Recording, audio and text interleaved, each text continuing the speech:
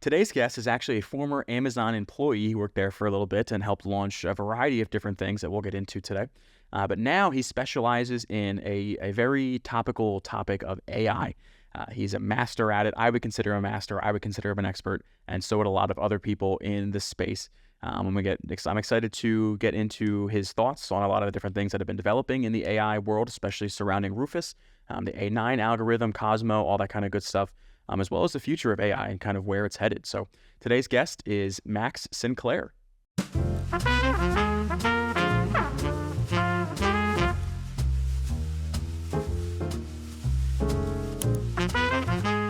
So we're talking about GEO, and there's got to be some joke in there about it's not the rock, not the study of rocks, not like geology, but GEO in terms of generative engine optimization. And for Max, for the people at home that don't know what we're talking about, can you give us a rundown on what GEO is and maybe why it's important in today's day and age, today's e-commerce day and age?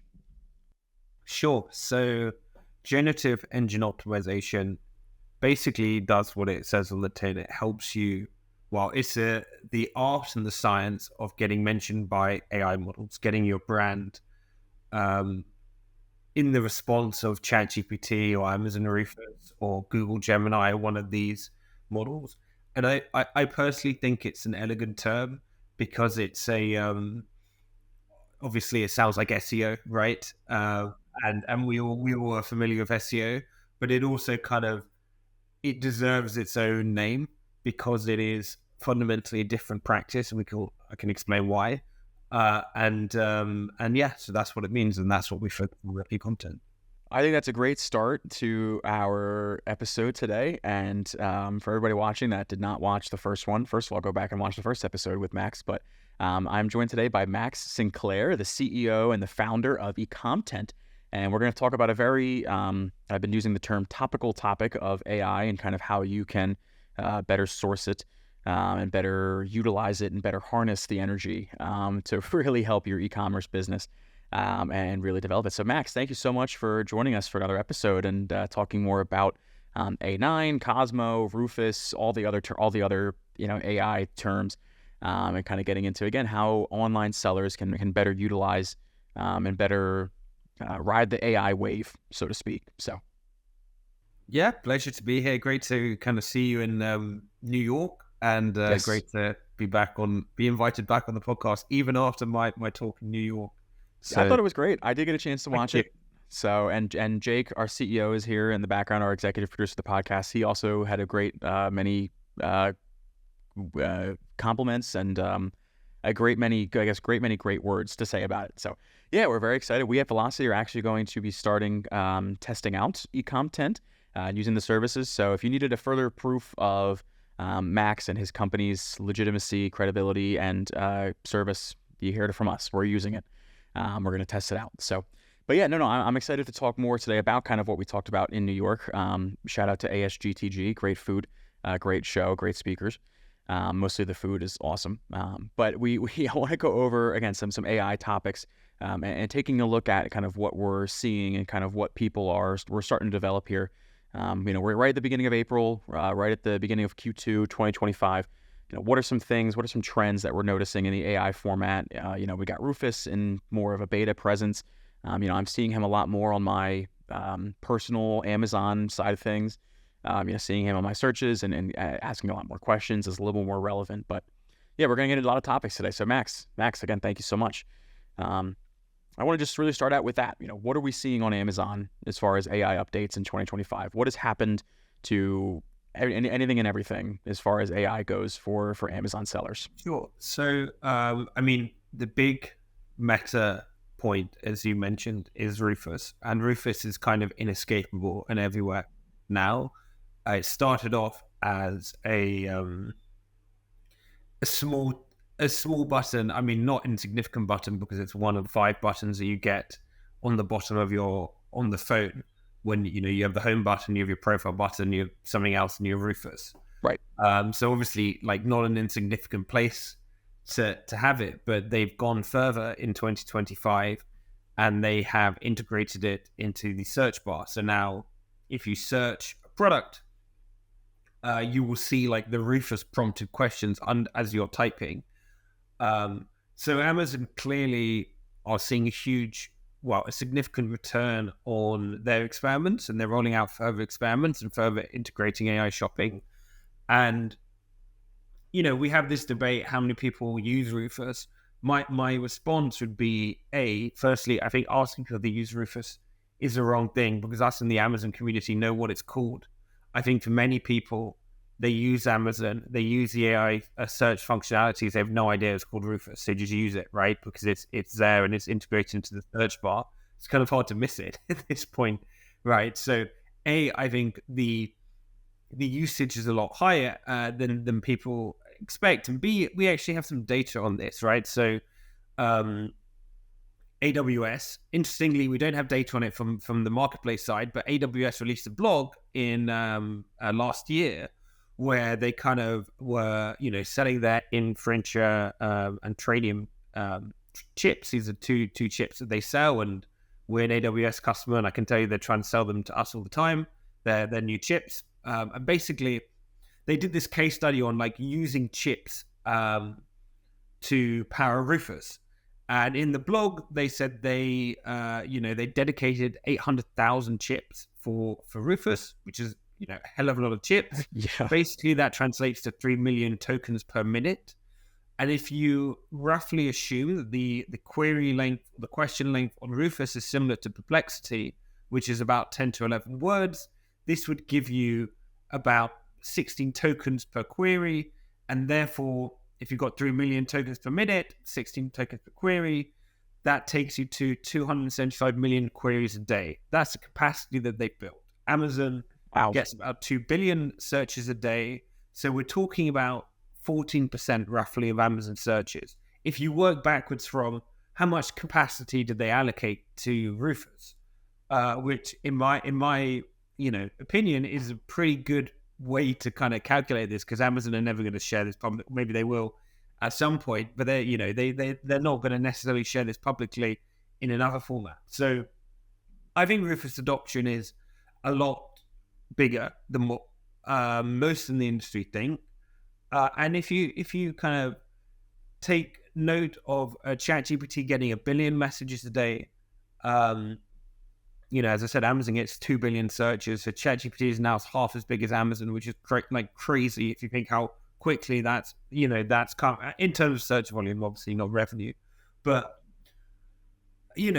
clearly customers are more and more getting used to, and shoppers are more getting used to AI. And we all see this in our own behavior. And yeah, like it's becoming a massive consideration for brands and agencies and sellers and everyone. And of course, this has become, like I said, it's a very, we talked about GEO right in the beginning. It's very important for you to be able to identify and be able to rank in the spaces that these AI tools are putting you in, and that they are themselves in. You want to be able to say, if you go on ChatGPT, and maybe this is a trend that you're noticing, or maybe this is a trend that will be happening in the near future. If you go on there and you say, oh, what's the best product for X, Y, and Z purpose, you want your product to show up. You want your brand and your product to be able to be recognizable by these engines and by these AI tools, especially, of course, the one associated with the platform you're selling on. And so, like you said, I've been testing a lot out with Rufus, not only just for the search potential, but also when I'm on the physical listing. I want to be able to say, Rufus lets you ask questions right there about the product itself, and sometimes it even gives you some to ask, and sometimes it'll pull them up for you of like what it'll ask you like, oh, like read what people say about this this feature of the product or something like that. So it's even more important, I think, to be focusing on these things and considering them the next big wave of what you need to be optimized for. 100%. By the way, I couldn't agree more. Could you call Rufus the A10 algorithm? I know we talked about the mysterious A10 algorithm last time. I mean, like, I think for years, and this is what Danny McMillan, if you know who that is, called the clown world. I think we've kind of seen the clickbait and the newsletter, well, some newsletter owners and whatever kind of they always need something to kind of get attention. That's not really how I operate. But I think at the same time, like, for the clip up of the podcast, I think it's bigger than A10. Like Yeah. it's unimaginable to when I was at Amazon, right? I worked at Amazon for 6 years. I worked in search at Amazon. Um, Specifically, I worked on kind of like the back end categorization, what in on IDQ, and I was responsible for the launch of for browse and catalog quality for the launch of Amazon Singapore, making sure that when a customer is kind of browsing and searching, that everything that appears is makes sense on the keyword, on the on the refinement level, on the category pages, all of that stuff, right? That was what I was doing for part of my time there. And the challenge you had before generative AI of you could quite clearly see with a human eye that you type in black jumper and all these different colors, all these different colored jumpers would come up.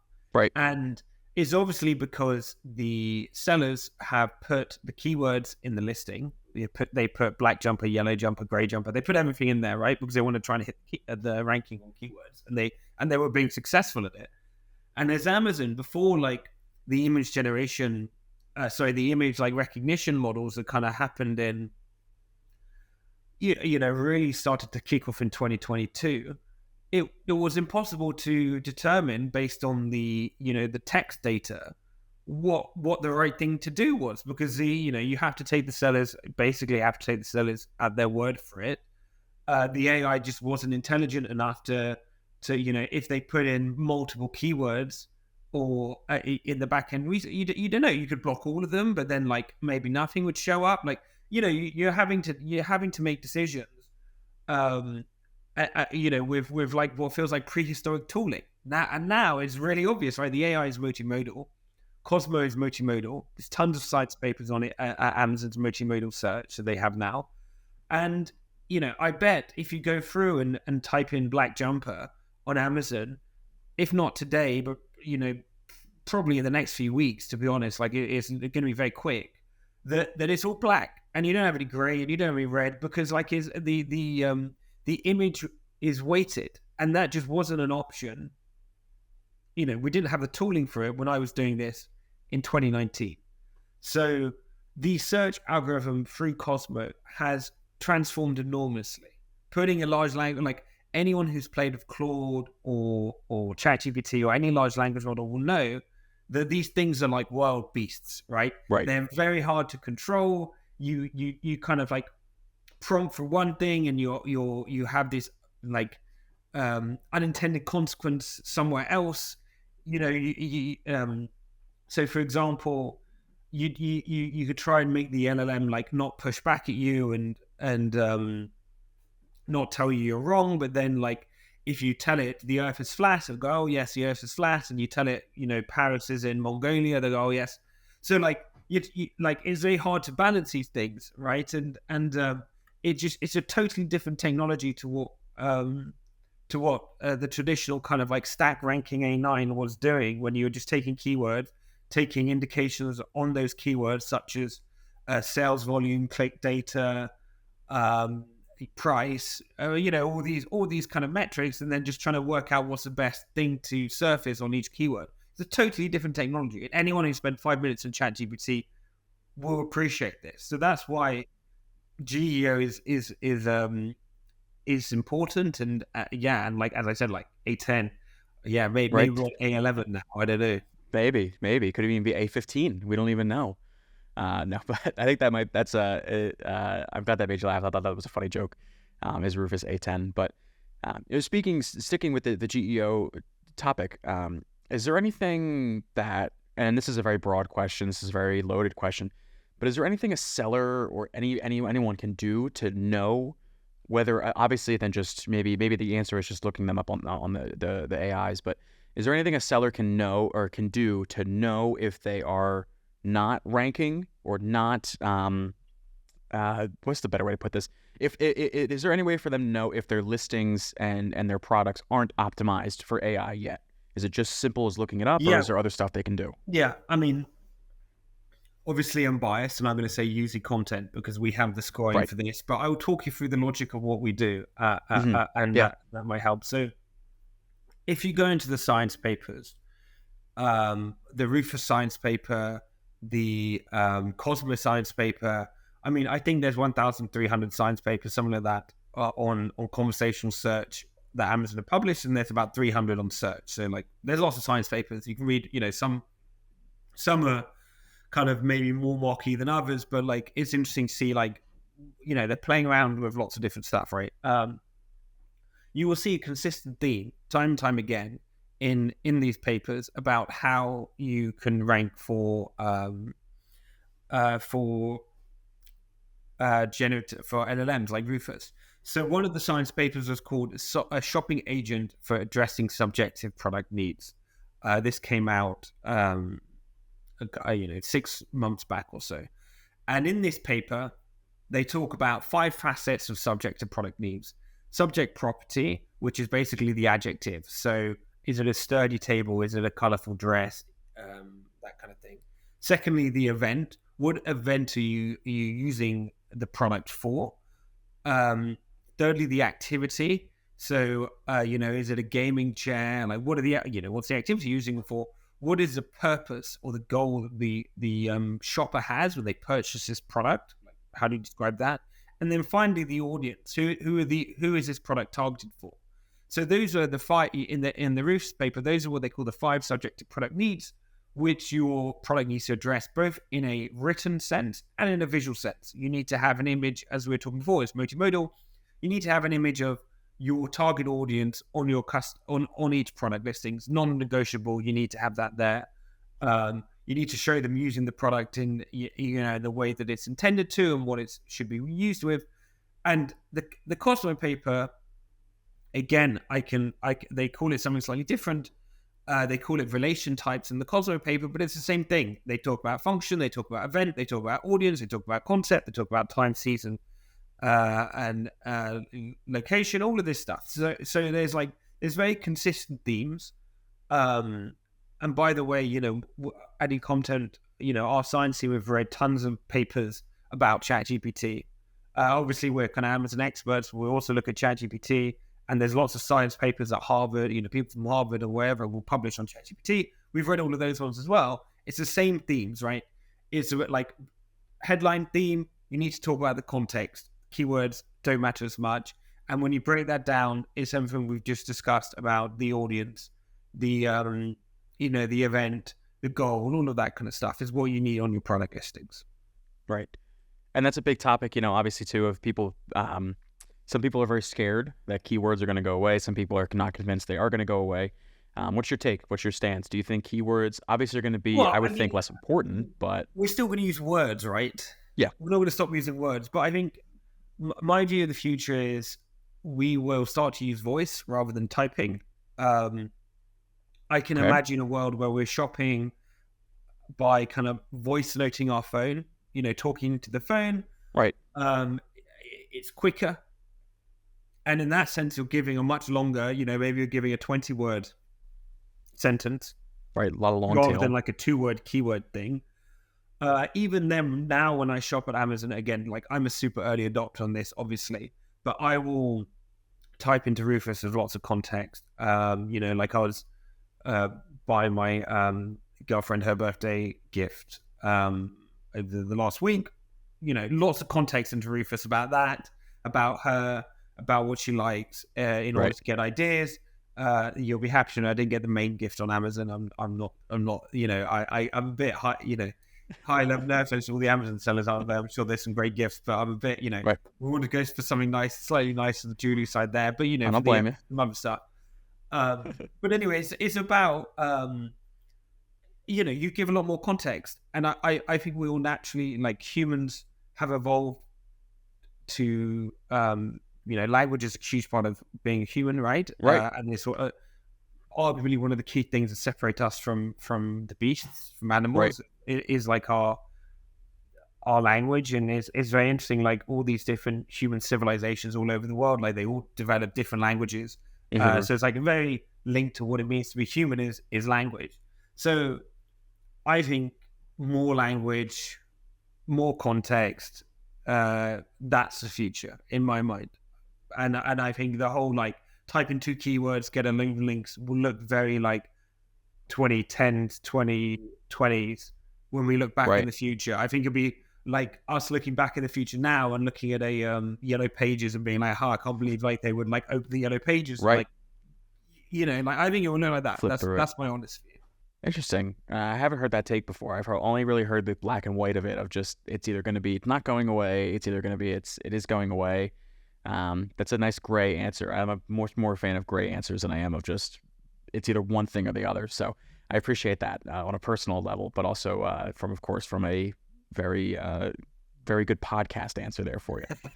So I appreciate that. But yeah, so speaking of the future and kind of looking ahead at this new style of search and new style of ranking, what can sellers maybe start doing now to be prepared? And of course, again, use e-content. But what can they do to maybe get their listings ready now, again, to prepare for either to be better at GEO or to also be prepared for this more language-focused model that you're talking about? I think it's a repetition of what I said before. So you need to have the context on the listing, both in the visual and the written assets, subjective properties, what the adjectives are, what the event is, what the activity it's used for, the goal or the purpose, and your audience. You need to have that captured in the text and the images of the listing, and that's what's going to help you rank. And then there's like a continuous optimization piece. Obviously, the event, in theory, you want to hit every event. So when we're coming up to July 4th, you want to talk about July 4th. Then when you're going into spring break, you want your product to be for spring break, and then for Valentine's Day, and then for Christmas, and then for you name it day, right? So I think uh, you can kind of hack the a lot of what we talk about, I think, is just good practice. But I think you can hack the system in certain senses, which is you can refresh your listings and talk about different events, and with AI generate images of those different events. Snow on the ground for Christmas, and then love hearts around. An infographic of love hearts for Valentine's Day, etc., etc., etc. And you will, yeah, you're going to be optimized for that kind of event piece continually. And I think that's we've seen success with that. I mean, people say, "Oh, what would happen?" Like, we've seen success with it. So obviously the algorithms are always changing. We saw success with it last year with our customers, like re-optimizing everything for Christmas really well.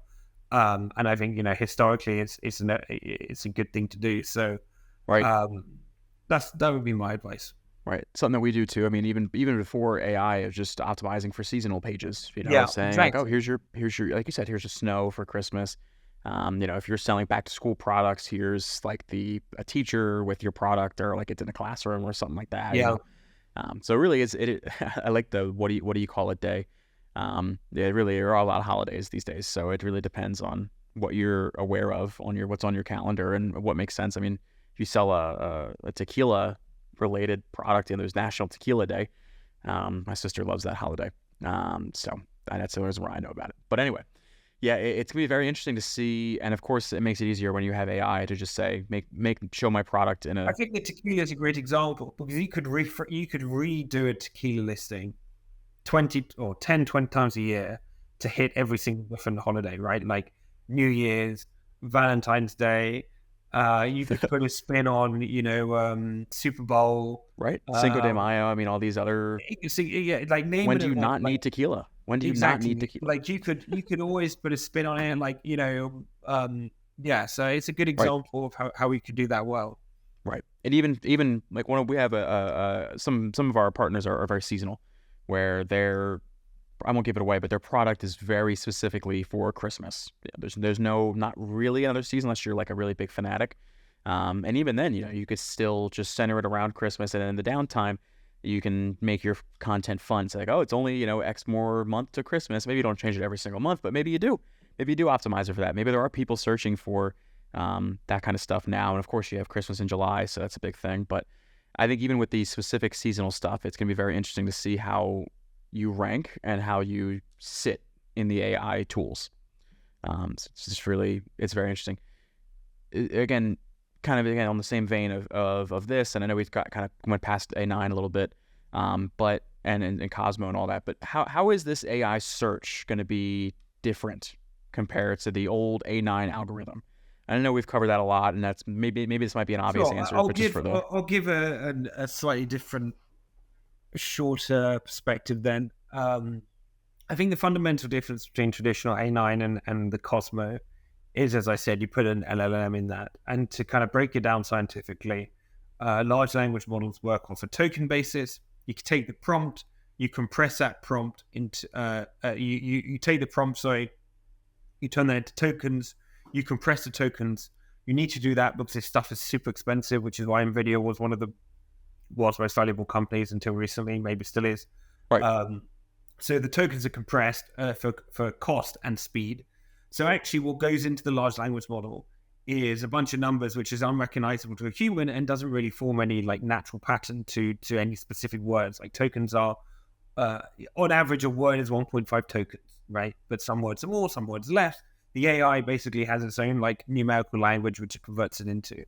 So if you are targeting keywords, long tail keywords, that's not even getting into the prompt of a large language model. So that's a key difference here. Like there's a fundamental technical shift that's happened.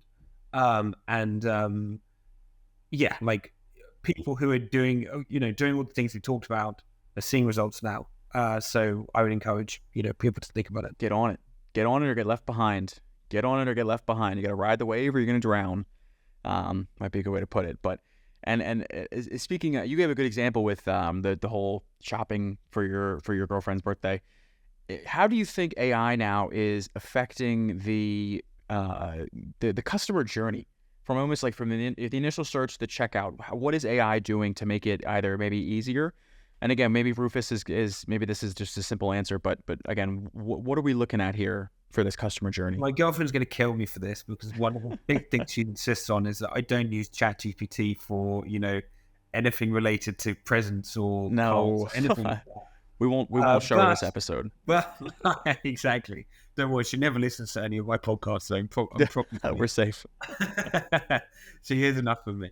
But I mean, truly, the answer is like searches start on ChatGPT. As I said at the top of the episode, 60% of people start there, are using ChatGPT for product research. My view is Amazon is definitely going to be the winner of like a product research. That's going to be at Rufus. They're just going to win. They have all of the data. They can buy now.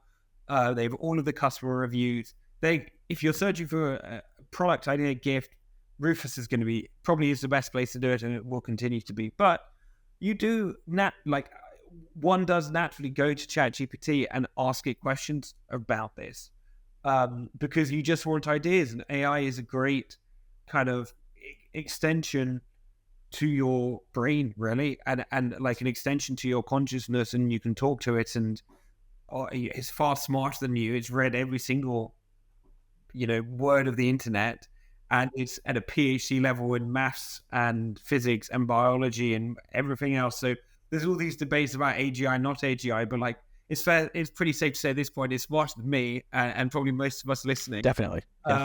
So you're talking to someone who has infinitely more context than you, and is just by any metric of exam intelligence far smarter than you, and therefore it's very helpful to have and extremely patient. So it's very helpful to have that kind of partner in discussing ideas with. And almost everything I do is AI enhanced. So I just before this call I sent my investor update.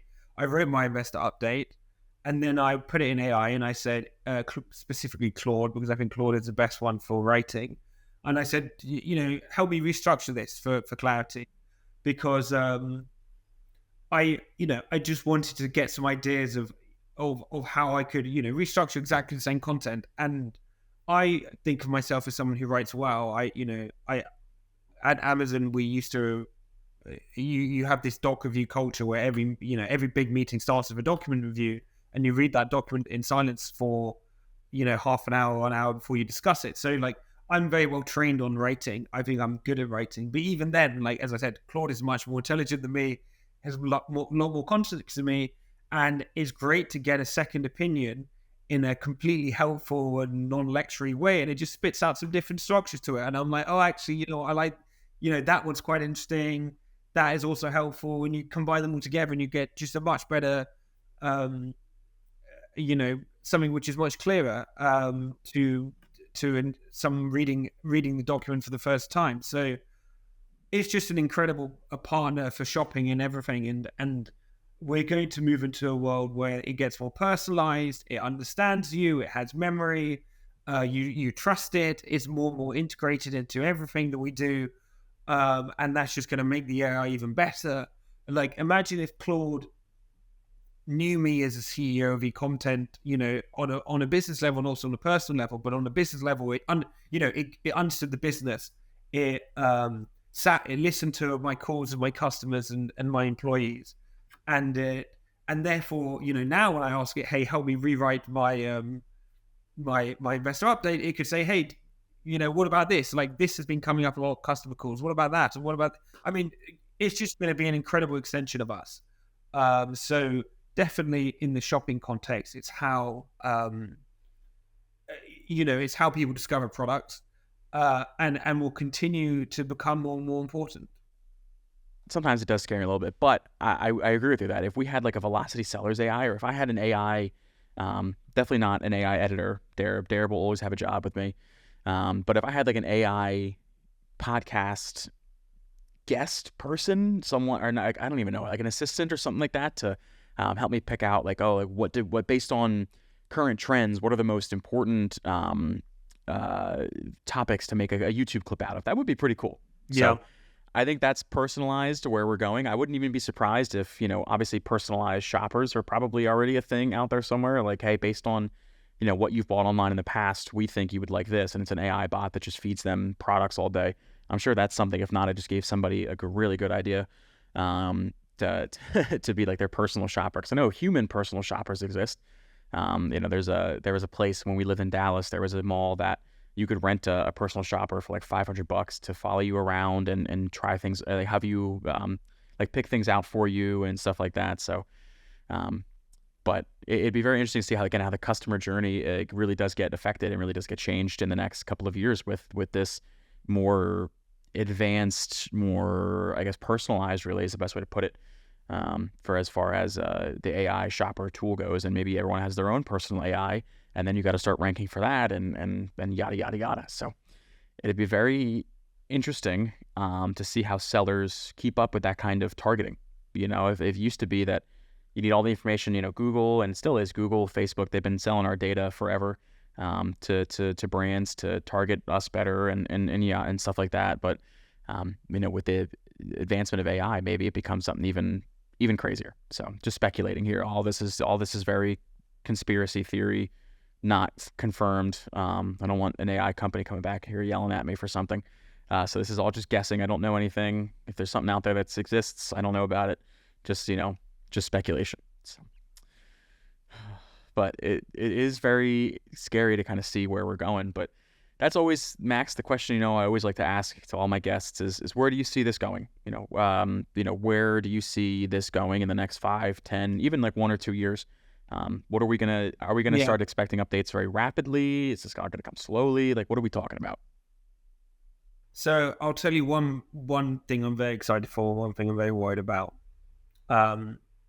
What I'm very excited for is, I think AI dramatically lowers the barriers of starting a business, any business, right? Obviously, those in the e-commerce space know that you can use a tool, shout out e-content hub, but you can use a tool like e-content, you can generate a lot of stuff. There's plenty of AI tools out there, and basically, when you used to have to hire 10 people, maybe you need 5. And it's, even more true on the software side. Like, AI is fundamentally what is very good is at coding. I think to start a software company, in the past, you would need to have like a website developer, and you'd need to have someone to like build the infrastructure. pre AWS, like to do that stuff. And your front end engineer, back end engineer, you would need like a team of 20 people to, in like the .com era to like build a .com website. And now using AI tools, you could do that one person, no code, one person. If you have someone who's slightly technical, helps, but fundamentally anyone could start a software company now with AI and get a pretty good, get to revenue and kind of prove a concept out. So I'm really excited in the future. I think we're going to start to see a lot more people starting their own businesses and founders. And I can say, amongst my own friends, I see a lot of people now who have taken the entrepreneurial route and started their own thing. And I don't think that would be true for people, let's say 5 years older than me. I don't think as many people, certainly in my social circles, would have done that. So I think we're gonna, I like kind of anecdotally, I see a lot more entrepreneurship, and I see, my little brother. He says he wants to be an entrepreneur. A lot, he's 17, and a lot of his friends kind of talk about that. And like, when I was that age, it was kind of like such a risky thing that you'd never do. And now I think with AI, it's very accessible. You can build a tech company. So I think that's exciting, and I think it's great. Like, I think people should, will be a lot happier and find a lot more purpose in their lives if they're working for themselves, finding a niche, building their own companies, whether it be physical products or tech products or whatever. I think that's great, and I think that will make people a lot happier. Not every business needs to go to venture scale, but like at the scale of your content now, like we could, in theory, just be me and my co-founder. We could kind of tone down the ambition a bit, and we could live very, very comfortably, like very, very comfortably. Made way more than what I would have made, what I made at Amazon, and it's taken us 3 years to get to that point. So I think that's a really positive thing. The thing I worry about is, on the flip side, is the job displacement, and I don't know if this will particularly happen in the West, because I think I think countries like America, particularly the UK, should be able to manage this and manage this effectively. But I worry about, let's say, the less developed world, developing world, whatever the right political term to call it is. Right. Lots of call center jobs and manual jobs that happen there.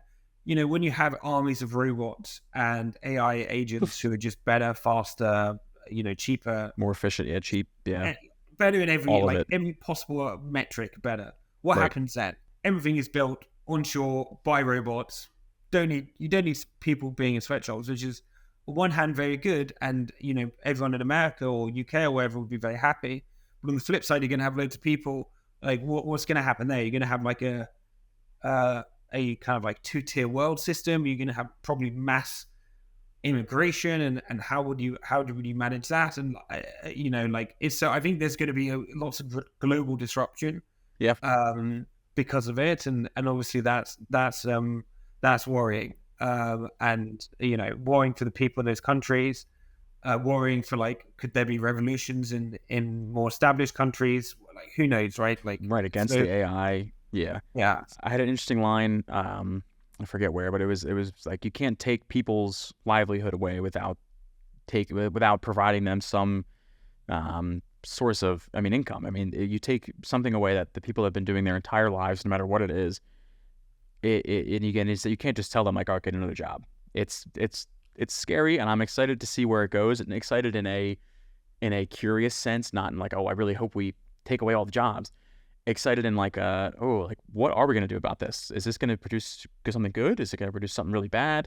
Either way, I think it's interesting, to say the least. Yeah. So I think the US has Elon Musk. They have David Sachs. They have like Chamath. They have literally the brightest minds, with huge influence now.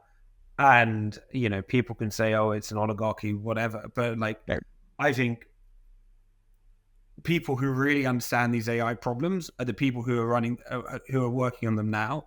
And it's certainly not the case in the UK, right? So like, take the flip side. It's like, however bad it is that people may say it is, that you have like these, tech brews like have been so influential in the government.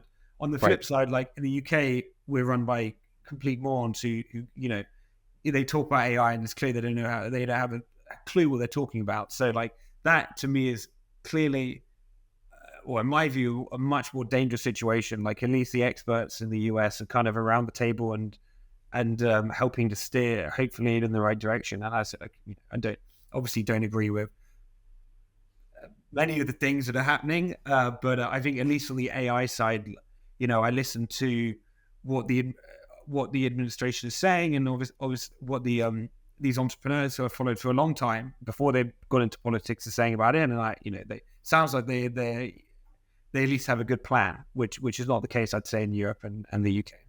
Yeah, I want to give you one more question. I want to know what's going on in e-content. What are we looking at? What's coming up in the future? What's going on in 2025? What's new?